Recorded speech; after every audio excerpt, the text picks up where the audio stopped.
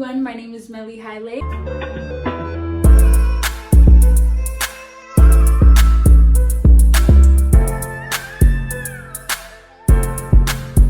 So my name is James Fisher. I'm one of the Associate Directors here at Marshall School of Undergraduate Studies. Today, part of the USC series, we have an admissions officer who will be giving us advice for anyone who wants to apply to USC and who's interested in being admitted. So questions that most students have, Mr. Fisher will be answering for us. So what would you say is the most important part of the college application process? I wouldn't necessarily say one part is just the most important. Can I get like at least two? Yes, of course. And those two for me are going to be the essay first and foremost, being able to have that opportunity to share your story, and then partnering that with your high school transcripts and being able to see your story play out along with your high school record. That combination, if I have to pick the most important aspects, those would be the two that I would say. Okay, thank you so much. On the USC Admissions website, it says that most students who are admitted into USC are top 10% of their graduating class. So would you recommend students who are not meeting those academic performances still apply to USC? Absolutely. So having it where, yes, the overwhelming majority of students that are admitted are those that are in their top 10. However, that's not the only students that are admitted. And on top of it, where I mentioned earlier about the essay being one crucial part for me, that's because your transcripts don't tell every piece of the story. They only share one small portion. And that essay gives you a chance to actually share your voice and your story with us. And then being able to see that, we can then start resonating with the student as a whole to determine if we believe they will be a good fit for the university, not just academically, but academically, socially, culturally, being able to have all of that come together as one, because it's a partnership. Every student is going to contribute to the university, but more importantly, the university is going to give back to every student. So it's making sure that both work seamlessly and are happening all the time. And on top of that, if a student applies that wasn't in the top 10% and they are denied, it's a possibility that they can be offered a transfer program that we help guide them along the way to be more competitive as a transfer student. And that can only happen if they applied as an incoming freshman student and were denied. So to answer that question, I would absolutely encourage any and every student, if USC is your ultimate goal, regardless of where you are in high school, still submit the application. If you are fully aware that you're like, okay, I wasn't great in high school, my chances are really low, but increasing the opportunity for you to get one of our transfer opportunities, that is the only way you can get that, is by being denied as an incoming freshman. So I would definitely encourage you. High school seniors who are denied for USC can still be a part of the transfer program once they're denied. Correct. And so the way that works is a couple different routes for it. Students that are what we call a legacy or scion, if they have a sibling or a parent or a grandparent that has either gone to USC, currently at USC, they're automatically brought into that transfer program. They have that as an option if they are denied. And then programs like Marshall Pathways, that creates an opportunity for students of color, very specifically that are interested in business, to be able to say, oh, I was denied, but I have this MPP route, and I can use that opportunity to work with the admission office to say, all right, they're telling me what classes I need, helping me make sure that I get those, getting the grades that I need within those, and helping advocate for myself to be a more competitive applicant the next time I apply. Me being a student who has been through the college application process, I know that a part of the college application process is this kind of comparison. Students tend to compare themselves not only with our peers and our classmates and people in our school, but just we think that there is a comparison between us and every single person applying to USC. Absolutely. So can you expand more on this misconception that college admissions officers like compare our application to every single application that they get? Absolutely. So as far as students you being pitted against basically, or being compared to, we only look at students in the context of their high school. So any student applying outside of your high school, your application isn't in context looked at with them, because each high school has different resources and opportunities. So you might be at a high school that has a ton of AP classes. They may have 36, 40 AP classes. It's not fair for that student attending that school to be compared to a student that may have 5 APs offered at their school, or none at all. It's not fair for either party, because the rigor, the structure of the institution that they're attending is going to be different. So if you're applying and say you're coming from Harvard Westlake, we're only going to look at your application in context to the other applicants that we have received from Harvard Westlake to see how quote unquote competitive you are within your applicant pool. And your applicant pool as a student individually is solely those applying from your high school. Now, if you're a student that is applying from your high school and you're the only one applying, then we're just looking at your application. We're not comparing it to anyone in the sense of, all right, this is what we're going to use to say, this is a strong applicant within this pool or a weak applicant within this pool. What we tend to do at that point is, if we have historical data and we have students applying from there previously, then we look and say, it is normal for a student to have 8 APs, and being able to say, this is what we typically see from this one particular institution. Is a student in comparison higher, lower, or right there with what we tend to see? So that's usually how the comparison works. It's just more so the historical averages or data that we get from that, along with if we have more than one student applying, looking at that current applicant pool from that high school. Okay, thank you so much. So it is a misconception that one application is compared to every single USA application sent in. Absolutely. That is not fair for anyone to do that. And I know students believe that all the time. USC is my third institution that I work for. And that same motto has been applied at every institution I've worked at. And so I can't think of any institution that's saying, let's compare this private school to this public school, or this public school to that public school, or this selective enrollment school to that one. It's just not fair. And so it's more so about fairness and equity within the applicant pool and the admission process. And that's one way to do that. Now, because of COVID, standardized testing is optional. Mm-hmm. I know starting with my class, I'm pretty sure 2021, graduating class of 2021, it was optional. Mm-hmm. And I know I did not submit it. Do you recommend students still submit their standardized testing, and how important is standardized testing in the whole college application? Sure. So this is one where I tend to get on the soapbox, but for a time I will dial that back a little bit. Okay.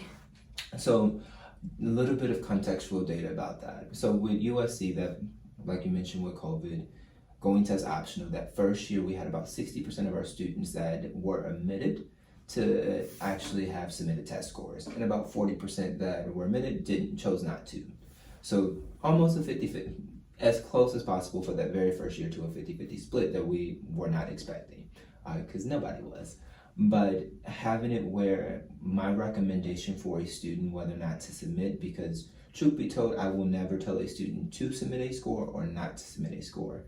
What I tend to tell a student is this: any school, USC, any school that you're applying to, if they are test optional, look at their middle 50% for their admitted freshman class and determine for yourself if your score is in that middle 50, above it, or lower, and being able to gauge for yourself on the choice that you're going to make from that. Because if 50% are coming with your score and higher, it's a pretty good chance that you'll be a competitive applicant. But if your score is lower than that, only 25% of the pool is being admitted with a score lower than that middle 50. So it's like, are you going to be as competitive with that? Not my place to tell a student whether or not to do that. So I tell a student, take that information, understand what that means, and then determine for yourself if that's the right fit. Now, a little bit more of context behind that.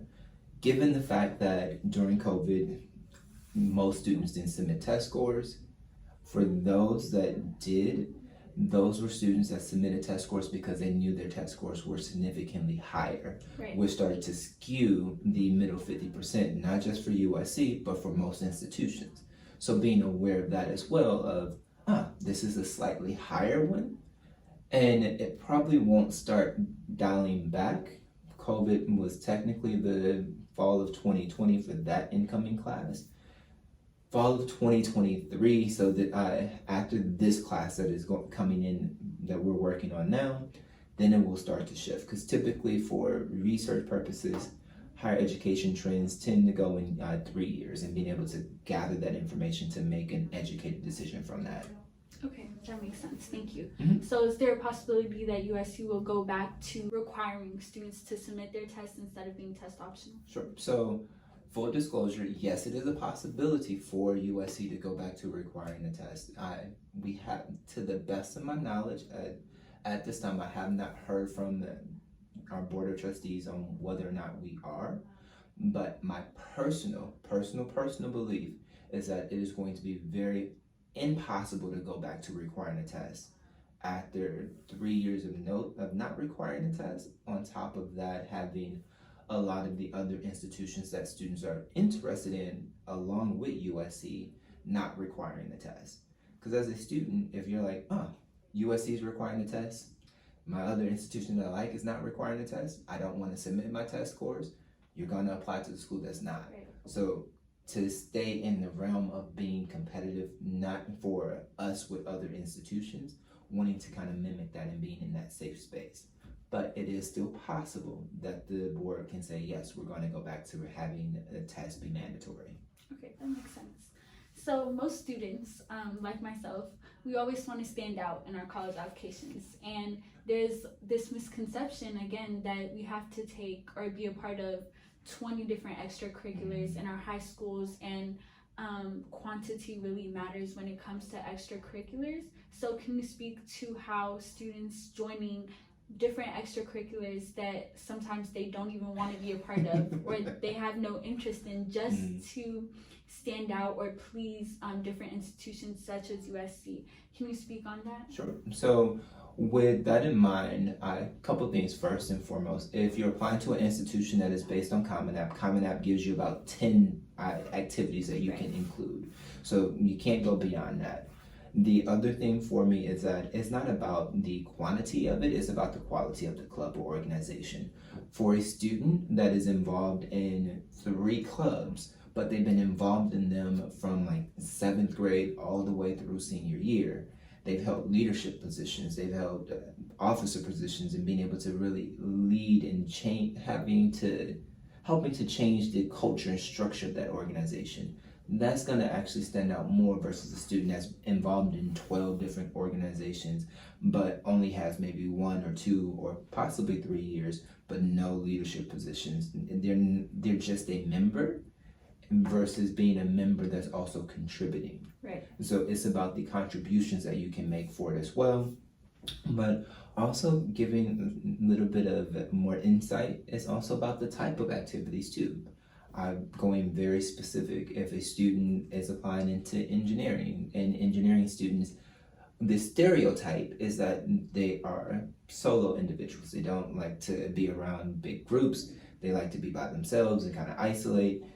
If we see the clubs that a student is involved in, particularly looking at like engineering, that are solo clubs, is about just doing things on their own, it's less likely for that student to actually be competitive and admitted, because of the fact that we're looking for teamwork, we're looking for involvement, we're looking for that structure that you know how to interact and engage with others, that you can lead, that you can follow, that you can go back and forth between the two.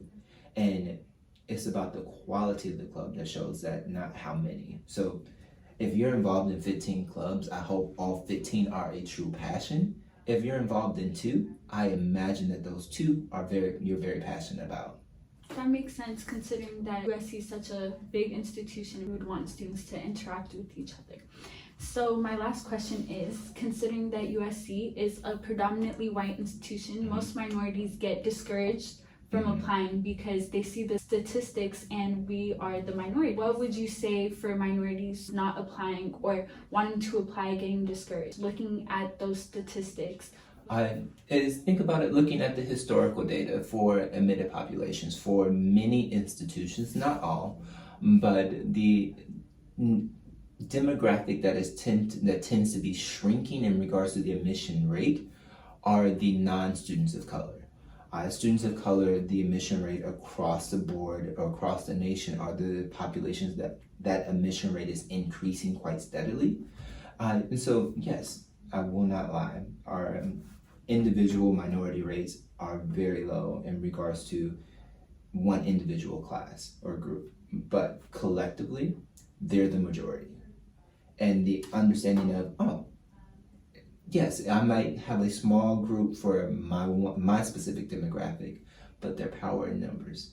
And we can't get to those numbers if we don't have the students applying. So I would absolutely encourage students to not get discouraged by the low numbers, because we won't add those numbers unless you actually apply and come and after you've been admitted. So it's just making sure that, yes, you are an agent of change, and we're looking for students to actually come in and be that agent for us.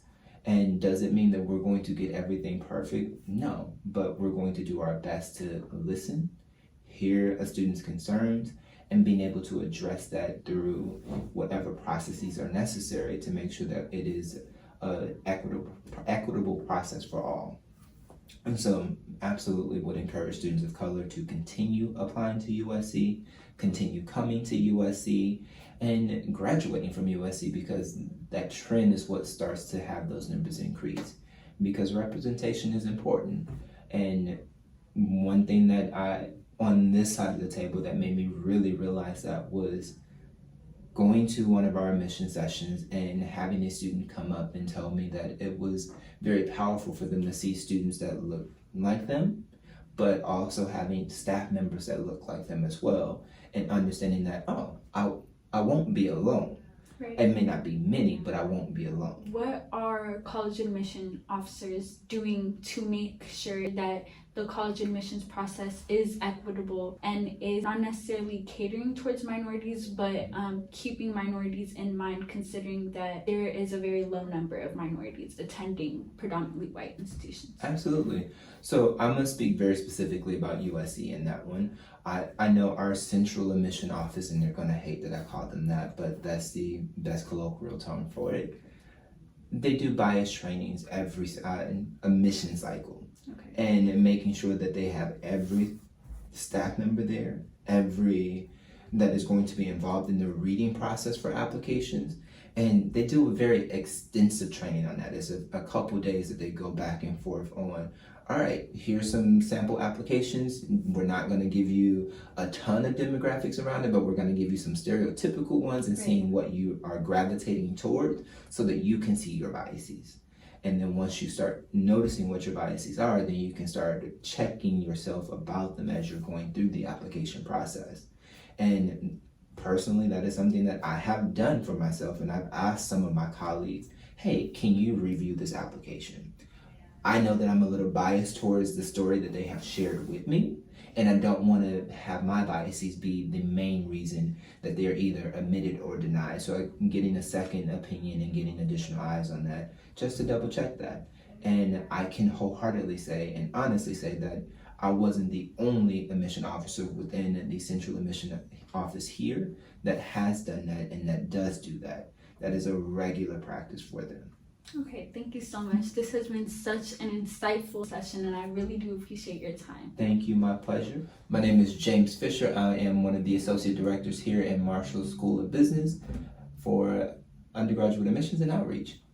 Thank you. It was so nice having a USC admissions officer give advice to so many students who are currently stressing and just having a hard time with college admissions process. So having you here today means a lot. Do you have any last piece of advice you'd like to give to high school students? Sure. My biggest thing for students is to be genuine. Within your application, sharing your story and your story, whatever that is you decide you want to share. It doesn't have to be something that is truly sad and tugging at heartstrings and playing the violin. it can be something very joyful and boisterous. It does not have to be that. So whatever you decide to share, making sure that you understand that it's about sharing a part of you with us so that we can understand and get to know you a little bit better, and how you will ultimately fare and contribute and gain from, and what you will gain from the university in the 4 years that you will be here. Thank you, Mr. Fisher. It was a pleasure working with you. Thank you, likewise. See you guys next time. Make sure to like, comment, subscribe, and share this video.